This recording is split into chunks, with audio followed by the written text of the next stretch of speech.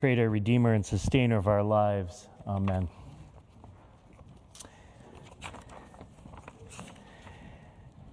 They fled from the tomb, for terror and amazement had seized them.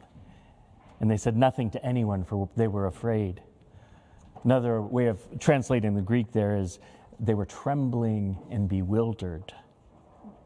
And they were certainly afraid. They knew what to do with grief, and they were prepared for grief. I'm struck by these three women who'd been grieving and had seen their friend, their teacher, die this horrible, brutal death. They'd seen his body being taken from the cross and placed in the tomb before anything could be done in terms of a proper burial ritual because of the Sabbath. And so they were waiting for very early morning at sunrise when the Sabbath was over so they could go and anoint the body and give it a proper burial according to their custom. And they were prepared for that. They had spices.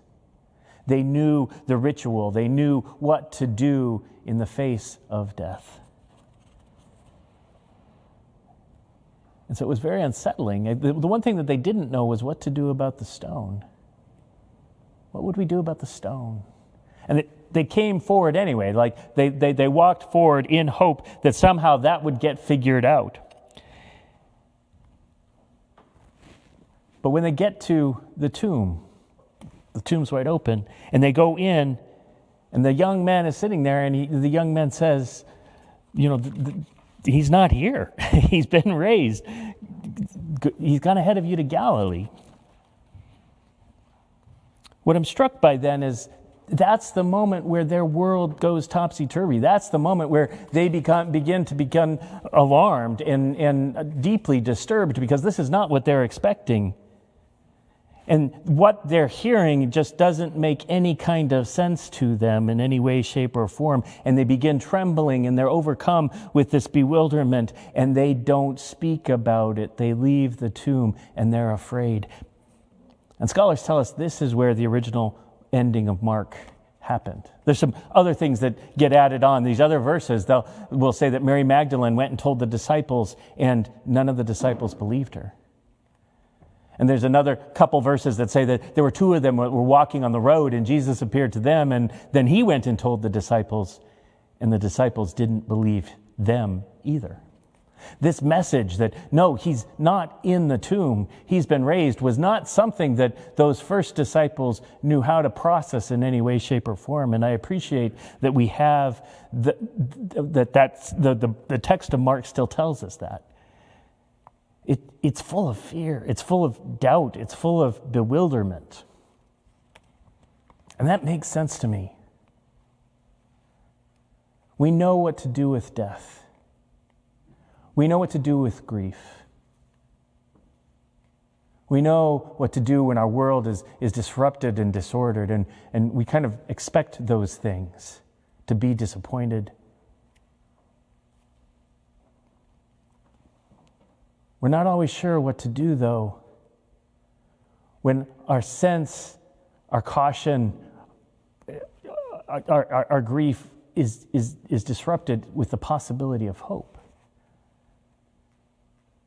These women knew what to do with the dead Jesus.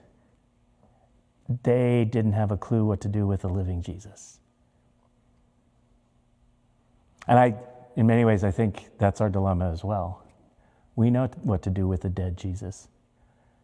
We know what to do with the Jesus that died 2,000 years ago. But what do we do with the living Jesus?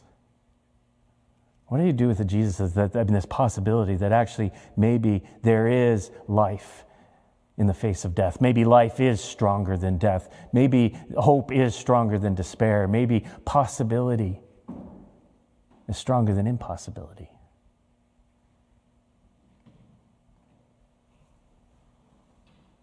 That's what this day is about. It is ultimately about our wrestling with the real possibility that at the heart of the Christian belief is that God can take our dry, dead, lifeless bones and breathe life into them and give us something that's new.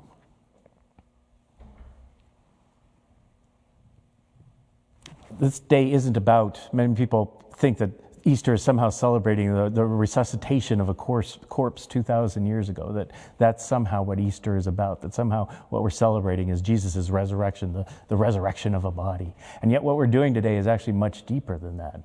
Because the heart of our belief is this sense that fundamentally love and life are stronger than death. And we are people who live in the hope of that. We are people who live in the possibility of that. We are people who are energized and enthused by this notion that God actually, the love of God and the life of God and the power of God is much stronger than the grief, than the pain, than the suffering that any of us bear. Amen.